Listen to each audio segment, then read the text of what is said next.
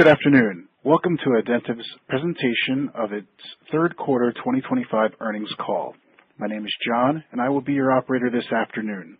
Joining us for today's presentation are the company's CEO, Kirsten Nyquist, and CFO, Ed Kernbauer. Following management's remarks, we will open the call for questions. Before we begin, please note that during this call, management may be making references to non-GAAP financial measures or guidance, including non-GAAP adjusted EBITDA, non-GAAP gross profit, non-GAAP gross margin, and non-GAAP operating expenses. In addition, during the call, management will be making forward-looking statements.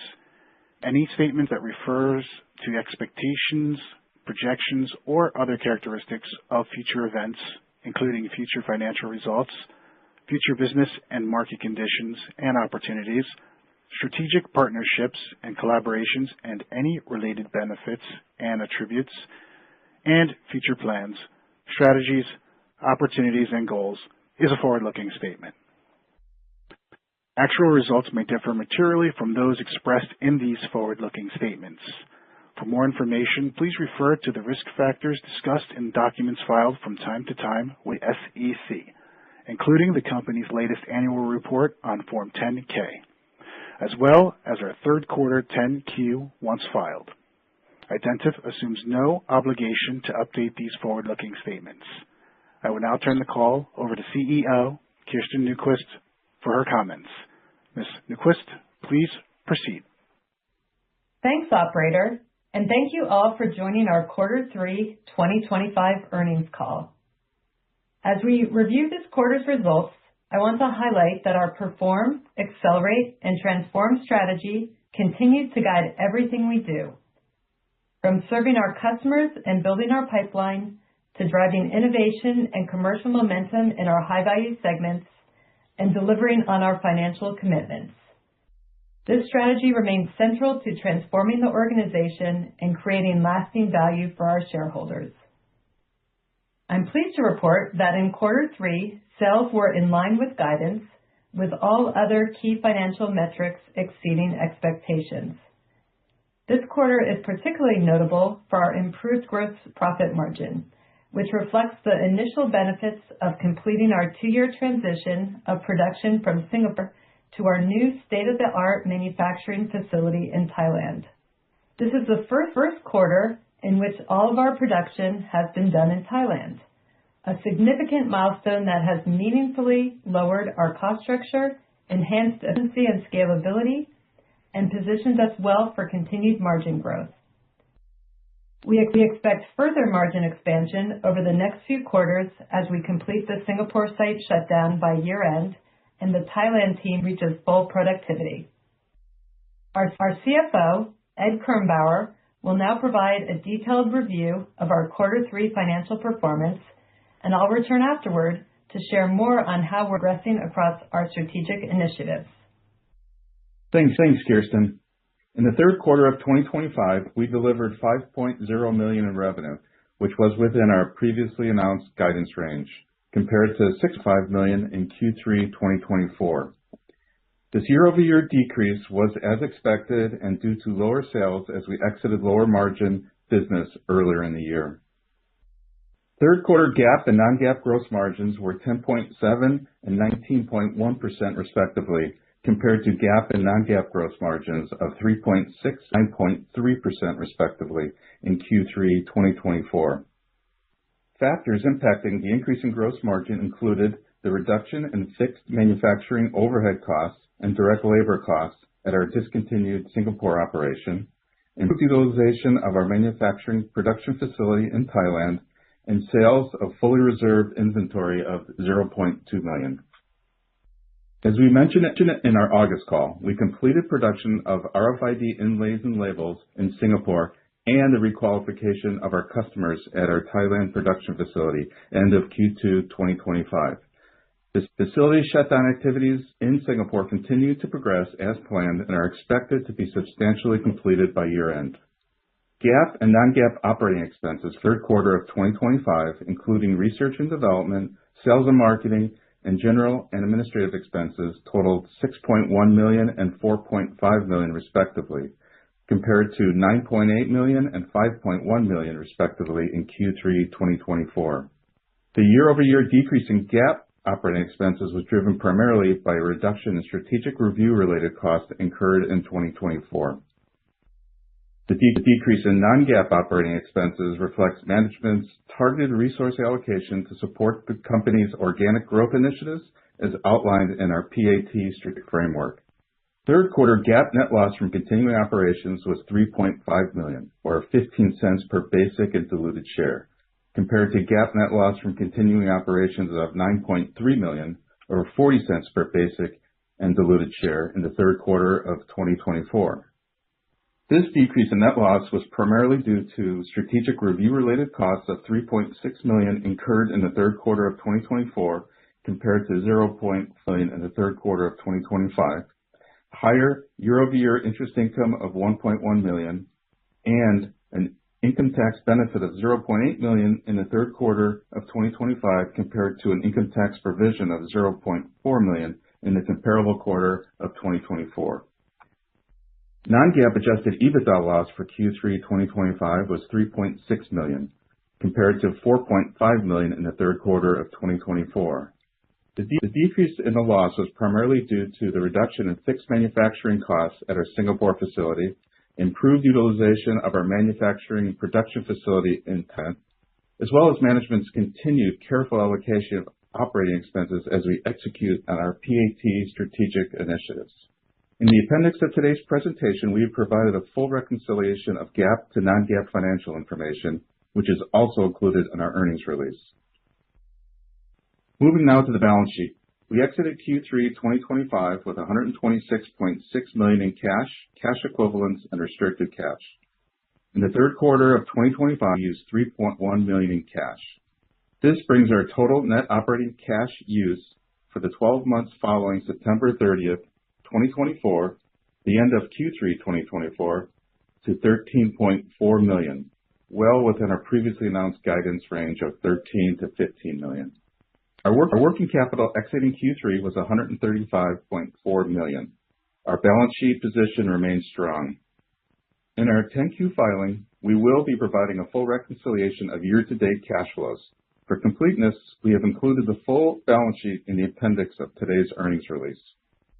Lastly, our financial outlook, which is based on current market conditions and expectations, including macroeconomic conditions and customer demand. As of today's call, for Q4 2025, we currently expect net revenue in the range of $5.4 million to $5.9 million. This concludes the finance discussion. I'll now pass the call back to Kirsten. Thanks, Ed. As you just heard, we delivered results that met or exceeded our guidance, a solid step forward as we continue executing against our perform, accelerate, and transform strategy. While we know there's more work ahead to reach our overall financial goals, we're encouraged by the tangible progress we're making. Across each pillar, performing with focus, accelerating across our high-value segments, and ultimately transforming our business, we're building a strong foundation for sustained and profitable growth. Let me now share how this progress is unfolding across our organization. Perform. Deliver exceptional results for customers and drive operational excellence. Our first pillar, Perform, is focused on strengthening and growing our core channel business. To achieve this, we are prioritizing higher margin opportunities, extending growth margins through our Thailand transition, and executing our new product development, NPD, pipeline with greater discipline. Our goal is to consistently exceed customer expectations through exceptional support, reliable performance, and on-time delivery. As I mentioned in my opening comments, we reached a major milestone in our manufacturing transformation this quarter. 100% of our RFID tags, inlays, and labels are now produced at our new state-of-the-art Thailand facility.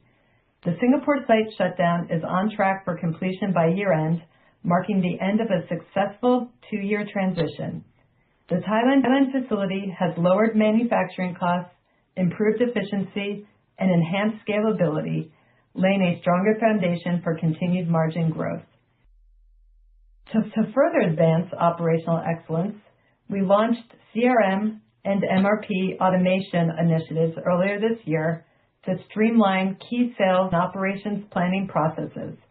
We've made steady progress and expect to have these systems largely implemented by year-end, strengthening our operational foundation and ensuring scalability as we grow. On the commercial front, our new opportunity pipeline continues to expand, driven by new sales team members ramping up across their territories and channel partners. So far this year, we've converted 18% of our new opportunity pipeline, representing almost 10% of quarter 3 sales, with additional growth expected as this new business scales.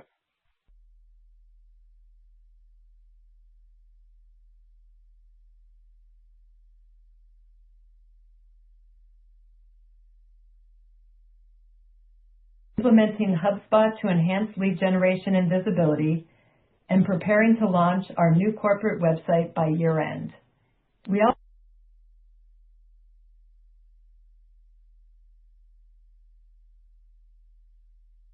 in Germany and Label Expo in Barcelona, Spain, both generating meaningful customer engagement and reinforcing strategic partnerships.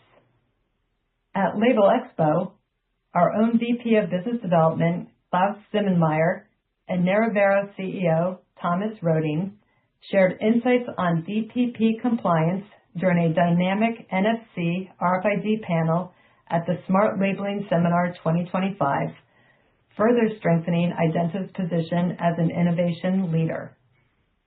Finally, the TSA transition with Vita Protect is now substantially complete, and we are fully separated from the physical security business we sold 1 year ago, a key milestone marking our strategic focus and transition to being a pure play in IoT and RFID technologies. Accelerate. Accelerate growth in high-value segments and through technology innovation.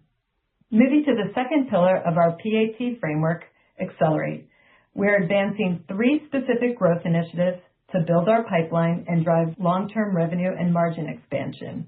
1, expanding our BLE technology platform and multi-component manufacturing capabilities. 2, targeting growth in 3 healthcare high-value applications. And 3, further driving growth in 3 consumer and logistics high-value applications. This quarter, we made notable progress in R&D and new product development, particularly in our Bluetooth Low Energy BLE programs. BLE represents the next generation of IoT technology, offering real-time traceability and condition monitoring capabilities that are difficult to achieve with traditional RFID. We believe the technical complexity of BLE smart label design and manufacturability aligns well with our engineering expertise and gives us a clear competitive advantage. We successfully completed the first production runs of the IFCO BLE prototypes and Wiliot's next generation pixels, key milestones in the development and commercialization of 2 important customer-driven BLE programs. These achievements, along with the internal development of our BLE shipping label, expand our product portfolio and further strengthen our expertise in next-generation RFID technology and multi-component manufacturing. We also formalized a partnership agreement and a manufacturing agreement with Wiliot to scale up and commercialize next-generation pixels. Wiliot IoT pixels are small, battery-free Bluetooth sensors powered by harvesting ambient radio frequency energy, enabling continuous transmission of data like temperature, motion, and location for smart supply chain and IoT applications. In healthcare innovation, our R&D work with Lilly was recently highlighted in a new white paper that we published in September, demonstrating our leadership in RFID innovation for drug adherence and delivery. This is a compelling example of how our technology is enabling smarter, safer patient experiences. We're also advancing collaborations launched earlier this year, including our strategic partnerships with Novanta for medical device applications and Tag and Track for pharmaceutical cold chain management. Additionally, we announced a new commercial partnership with TUC, bringing our secure NFC technology to children's books. Each book integrates seamlessly with TUC speakers through customizable NFC tags, activating guided audio without screens, Wi-Fi, or extra devices. Designed for durability and security, this solution is built to scale across classrooms, libraries, and homes, empowering the next generation of young readers. These new interactive books are available for purchase now in Scandinavia, with expansion planned into the rest of Europe. We were also honored as a winner of the World Beverage Innovation Awards in 2025, together with our partners Zaytap by Collect ID and Genuine Analytics AG for our NFC-powered smart packaging solution that safeguards luxury wine producers and collectors from counterfeiting. This recognition in the Best Technology Innovation category underscores our engineering excellence and collaborative approach to smart packaging. Finally, within our Accelerate initiatives, we completed detailed product roadmaps aligned with our high-value market segments, which is intended to ensure that our innovation and go-to-market efforts are tightly connected to customer needs and strategic priorities. Several of these NPD programs will begin in the next quarter. Transform. Create significant business expansion and capability growth through M&A for long-term success. Our third pillar, Transform, focuses on expanding the business through strategic M&A that accelerates EBITDA break-even, broadens our product portfolio, and enhances our technical capabilities. We continue to work with our financial advisor, Raymond James, to assess our strategic alternatives. Metrics. This year, we began reporting several new metrics to monitor our progress against strategic objectives. We're continuing to refine these metrics and plan to establish formal targets in 2026. The quarter 3 results are, for the first metric, new sales pipeline and conversion rate. This metric tracks the number of opportunities with new customers or customers we haven't sold to in over 2 years. At the end of quarter 3, we had 118 new opportunities in our pipeline. We added 46, closed 28, and converted 7 to sales, leading to a net increase of 18 over quarter 2. We had 100 new opportunities in our pipeline at the end of the quarter 2 and 75 in quarter 1, showing a steady increase over time. So far this year, we have converted 18% of our new opportunities to sales. Second, NPD projects. This metric tracks the number of active NPD initiatives. These projects involve the development of entirely new RFID or BLE tags, inlays, or labels. As of the end of quarter 3, there were 17 active NPD projects, 11 customer-driven and 6 internally driven. 4 of the customer-driven projects target healthcare applications, and 4 utilize BLE technology, which represents the largest share of potential volume and steady-state revenue. Our third metric, NPD project completion. This metric captures the number of NPD projects completed within the quarter. In quarter 3, we completed 3 customer-driven projects, 2 of which are moving into commercialization. Both projects were for anti-counterfeiting initiatives in the high-end spirits and wine markets, which will be scaling up in 2026. In closing, this was a quarter of steady financial performance and meaningful operational milestones. We met or exceeded guidance, achieved 100% production of tags, inlays, and labels in Thailand, advanced key R&D and commercialization initiatives, and made continued progress across our Perform, Accelerate, and Transform strategy. We reaffirm Identiv's commitment to advancing specialized IoT solutions, expanding our BLE capabilities, and fully leveraging the strategic advantages of our Thailand-based production. By continuing to execute against our Perform, Accelerate, and Transform strategy, we believe we are well positioned to capture future growth opportunities within the rapidly evolving global IoT market. As we look ahead, our priorities are clear. complete the Singapore site shutdown by year-end, ensure excellent service to our customers while driving productivity and efficiency in Thailand, execute our key new product development initiatives with excellence, expand our commercial and business development pipeline across high-value segments, and position the company for sustained growth and stronger financial performance in 2026 and beyond. I want to take a moment to thank our employees, customers, partners, and shareholders for their continued trust and support. We're encouraged by our progress, confident in our strategy, and excited about the opportunities ahead as we continue to lead in the fast-growing RFID and BLE markets. With that, I'd like to open the call for your questions. Operator, please open the question queue. Thank you. At this time, we will be conducting a question and answer session. If you would like to ask a question, please press star one on your telephone keypad. A confirmation tone will indicate your line is in the question queue. You may press star two if you would like to remove your question from the queue. For participants using speaker equipment, it may be necessary to pick up your handset before pressing the star keys. One moment, please, while we poll for questions.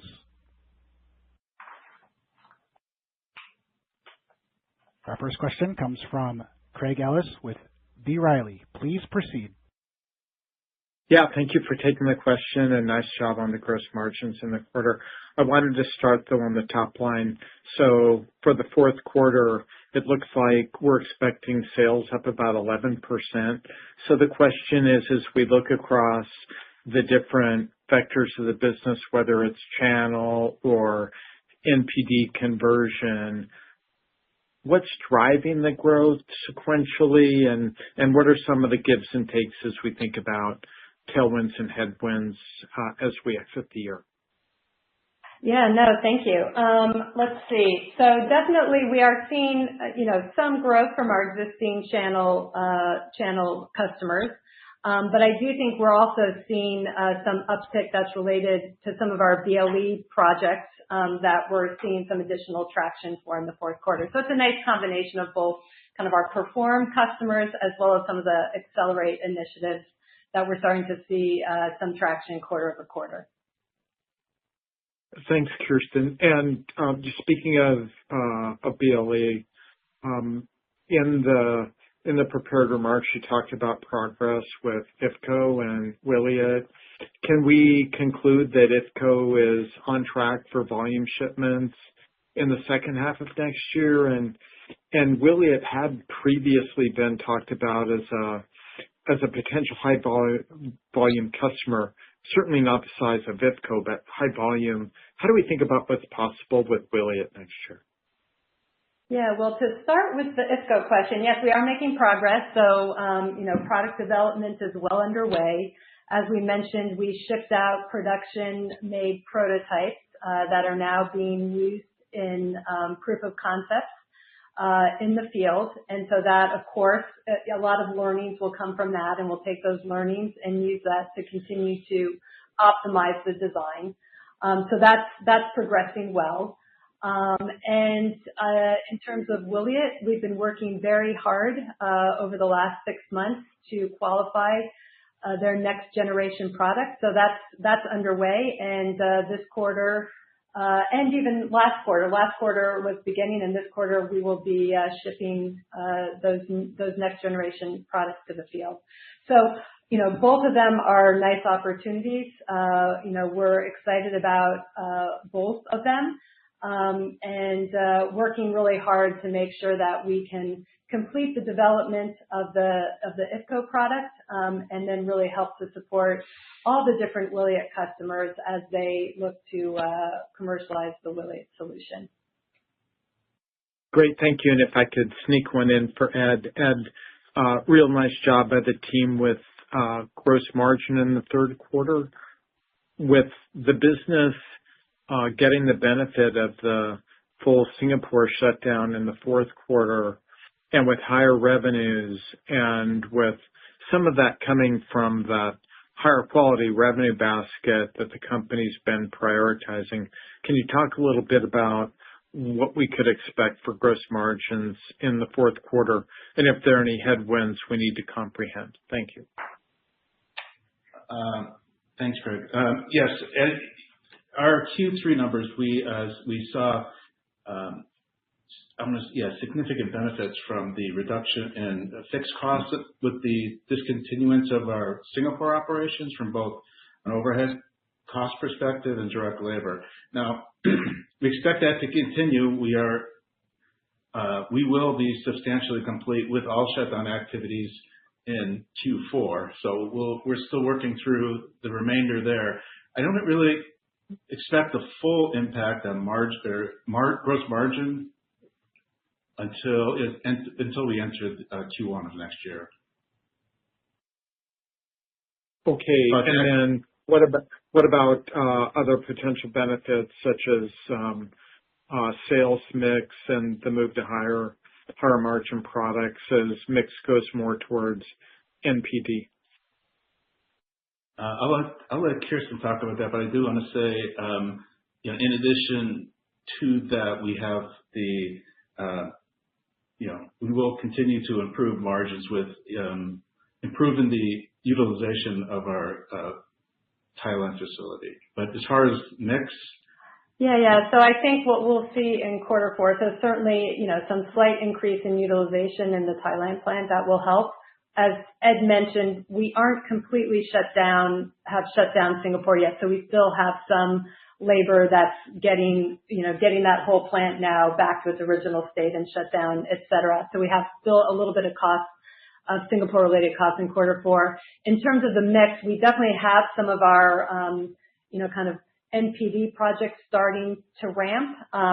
Those are still a little bit in the ramp-up phase, so we still have a little bit of ramp-up costs until we get to full productivity of those projects. But we do see, kind of a slight increase in mix overall going into quarter four. Thanks, Kirsten. Thanks, Ed. Thank you. Okay, the next question comes from Anthony Stoss with Craig-Hallum. Please proceed. Good afternoon, Kirsten and team, and congrats on the move to Thailand, getting it complete. Kirsten, of the roughly 21 opportunities that converted to customers, when will they show up in the P&L? And if you could just ballpark guess, what percentage of those are above your 28% gross margin goal? Yeah, so I think, I'm not sure where you're getting the 21 conversion, but we have roughly converted 18% year to date of our new opportunity pipelines, and that represented in third quarter roughly 10% of our sales. So those will definitely continue to scale and grow as we go into 2026. But yeah, no, we were happy to, year to date, we've converted roughly 18% of our total new opportunity pipeline. Roughly what percentage are at your 28% gross margin goal? Yeah, so of the new opportunity of the new opportunities that converted, I think roughly 2/3 of them were on the higher value side, so higher than 30% gross margin, and probably 1/3 of them were slightly lower than that. But 2/3 of them were what we would consider on the high value side. Got it. Good to hear. And then if you could frame the size of the new opportunity with Wiliot, and also similar question, what kind of gross margins would you expect to generate?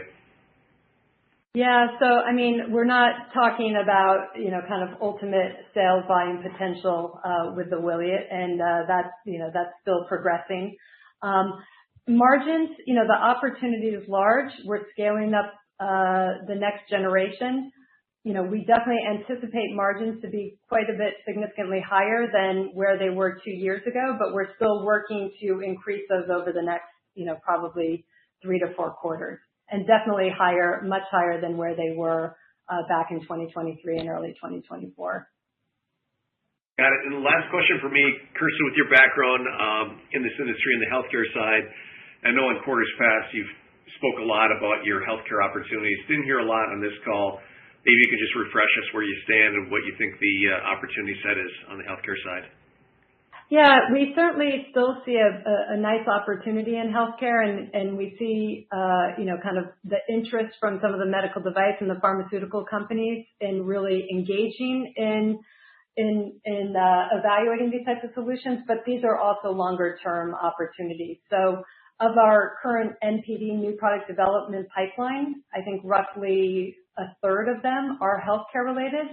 They just take longer to get to the commercialization side. So we remain positive about the opportunity space. We remain positive about the projects that we have, but we definitely see some of the ones that are on the logistics side, the consumer product side, are getting to market faster than we do with some of the healthcare projects that we're working on.